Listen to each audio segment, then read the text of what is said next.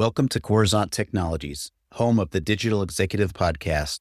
Do you work in emerging tech, working on something innovative, maybe an entrepreneur? Apply to be a guest at www.coruzant.com/brand. Welcome to the Digital Executive. Today's guest is Mahesh M. Thakur. Mahesh M. Thakur helps leaders navigate high-stakes career and organizational transitions with greater clarity, confidence, and influence. His proven framework has helped thousands of professionals step into bigger roles, lead stronger teams, and create meaningful growth inside or beyond their organizations. Mahesh is a proven leader with over 20 years of experience, driving success at some of the world's most respected technology companies. His career is defined by a relentless pursuit of excellence and a keen ability to deliver results in highly competitive environments. Well, good afternoon, Mahesh. Welcome to the show. Thank you, Brian. Great to be here. Absolutely, my friend. I appreciate it. You're hailing out of San Jose, California. I'm in Kansas City, so I always appreciate when a guest takes the time out of their day to make this work between time zones and calendars. So thank you. And Mahesh, if you don't mind, I'm jumping right into your first question. You spent over 2 decades as a product management executive at Microsoft, Amazon, Intuit, GoDaddy, launching products like Microsoft Bing, Amazon Workplace, and Intuit QuickBooks before moving into executive coaching and advisory. What was the turning point that made you decide to step away from operating at those companies to focus on developing other leaders? And what did you carry with you from those rooms? Great question, Brian. I don't think I ever really left leadership. I simply changed where I created leverage. During my career, I had the privilege of helping launch products like Bing at Microsoft, scaling initiatives at Amazon Marketplace, growing QuickBooks at Intuit, and leading product organizations at GoDaddy. I loved building products that reached millions of customers, and in some cases, even billions of customers. But there was one experience that completely changed my perspective.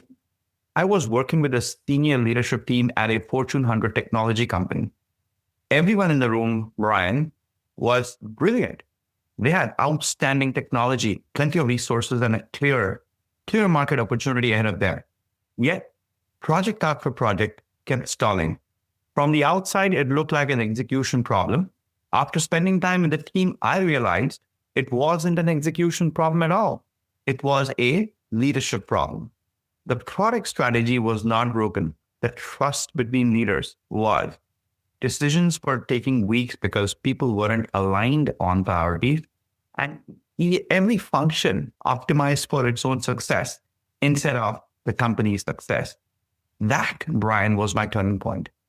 I realized that products don't transform companies, leaders do.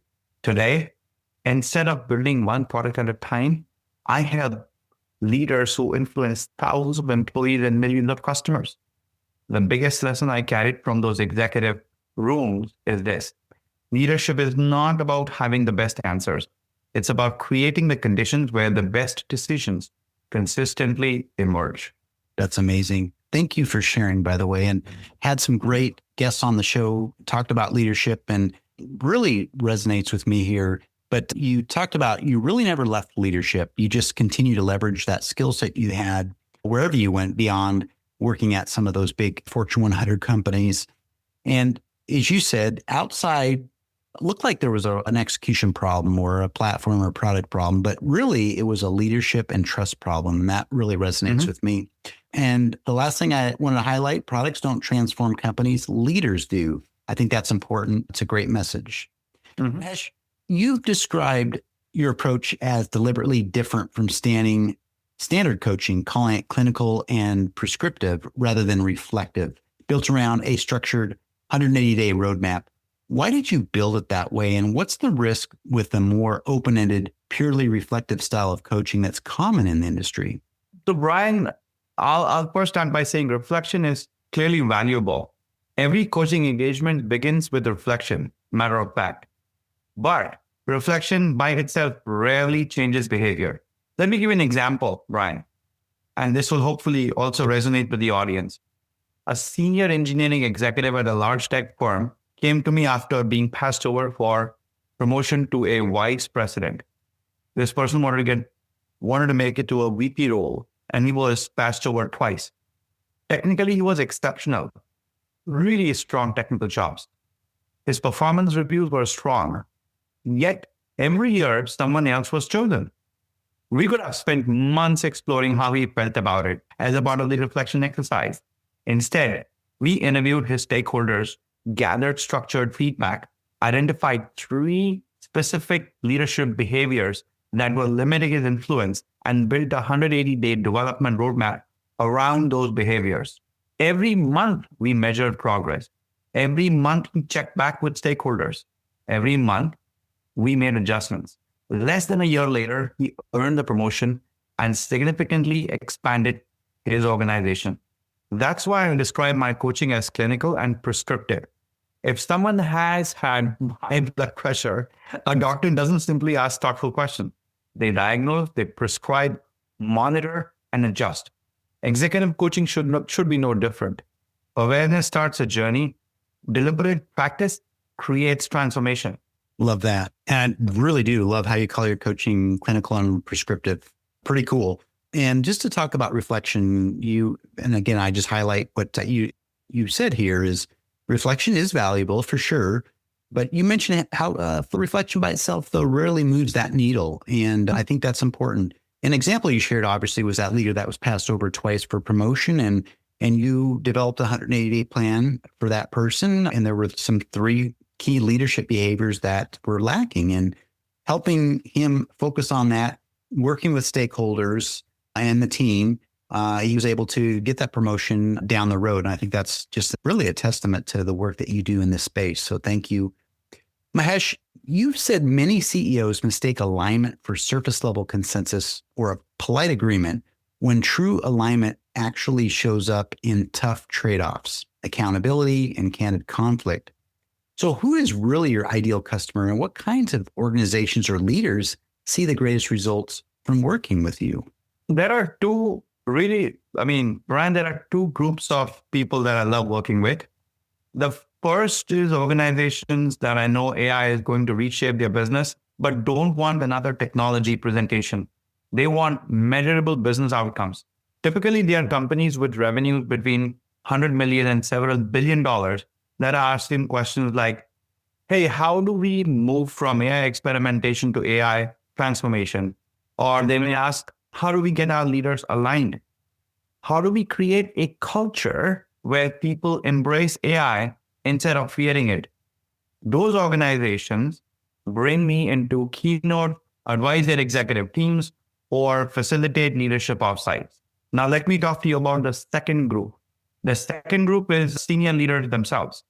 These are directors, vice presidents, C-suite executives, and founders who have achieved tremendous success, but they are facing an inflection point. They may be stepping into a larger role, leading enterprise-wide transformation, preparing for the CEO position, or navigating the complexity that comes with scaling an organization.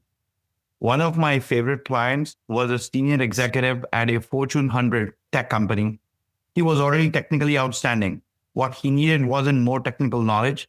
He needed greater executive presence, much stronger stakeholder relationships, and the confidence to influence across the enterprise. Within a year, he had expanded his organization, increased his compensation significantly, and become one of the company's most trusted leaders. What excites me is not helping people become slightly better. It's helping leaders create these ripple effects that improve thousands of careers, delight millions of customers, and build organizations that people genuinely want to be a part of. That's where leadership becomes transformational. Love that. Really do. And just to highlight, you talked about the 2 groups of leaders you do like to work with. Obviously, leaders that want to leverage AI, know that it'll reshape their business, but they don't want another technology platform. They want really to help lead the organization forward transformationally and embrace that AI. And I know that you can help them there. And the other one you mentioned is those senior leaders who have achieved some really great success in their past, but maybe they've hit an inflection point or they're at a challenge in their current state. And I just love that when there are people that need help and you're there, people like you that do this sort of thing, really help people transform their leadership, which ends up transforming culture and organizations. So appreciate that. And Mahesh, last questions today. You've argued that in the agentic era, leadership is no longer about managing tasks, but about orchestrating velocity, and that the real shift is from coordination to judgment. As AI agents take over more of the coordination and execution work, what does the leader of the future actually do all day, and what skills should ambitious leaders be building right now to thrive in that world? In order to thrive in this new world, let me just first describe that. I think currently we are entering the biggest shift in leadership since the internet transformed business. For decades, leaders spent most of their time coordinating work, status meetings, following up, escalation, chasing updates, and routing information. AI agents will increasingly automate much of that coordination. That changes the job description of every leader involved. The leader of the future becomes the organization's chief judgment officer. I would call them the CJO, chief judgment officer. Their job is deciding what deserves attention, where to place strategic bets, what risks are acceptable, and how to build a culture where humans and AI make each other better. I'll just double down on this point that I just said. Many organizations and many leaders still are struggling with how to improvise their culture. However, what is quickly happening is that these leaders not only need to think about humans or their people workforce, they also need to think about how they will build a culture where humans and AI can trust, collaborate, and make each other increasingly better, because both their outputs, the outputs of their collaboration, their individual outputs, as well as the collaborative outputs, will translate and transform to organizational strength, initiatives, and finally, revenue. I often tell executives the competitive advantage won't be who has the best AI. It'll be who exercises the best judgment while using AI. That's why I believe leaders should invest in 4 distinct capabilities. Number 1, strategic judgment. Number 2 would be systems thinking. Number 3 is communication that creates alignment, not just at the C-suite, but across the organization. Okay.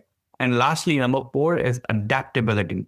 And adaptability is not just for the engineer or not just for R&D. This is, in fact, even for the C-suite, the chief financial officer, the chief people officer, the chief operations officer, and their respective organizations, the chief revenue officer, they all have to think about adaptability. So for the audience, I'll again clearly articulate there are 4 areas where they should be investing time and effort: strategic judgment, systems thinking, communication that creates alignment, and lastly, adaptability.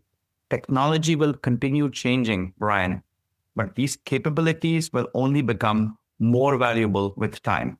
Awesome. Thank you. Really do. I liked what you said. Right now, what you're seeing is the biggest shift in leadership since the beginning of the internet. And I certainly agree with that. It's probably way bigger, honestly. And you talked about that future leader, the CJO or the chief judgment officer. I think that was interesting. Someone that can really build and shape that culture. And you talked about that person could bring collaboratively the machine and machine and human together to in a trustful, meaningful, collaborative way for the best outputs. And you talked about those 4 bullets, those 4 items, those tenets, as I would call them, is strategic judgment, systems thinking, communication that creates alignment, you said, and adaptability across the organization. I think that's so important. And I really appreciate your message there. And Mahesh, it was such a pleasure having you on today. And I look forward to speaking with you real soon. Pleasure is mine. Thank you for having me on your show, Brian. Bye for now.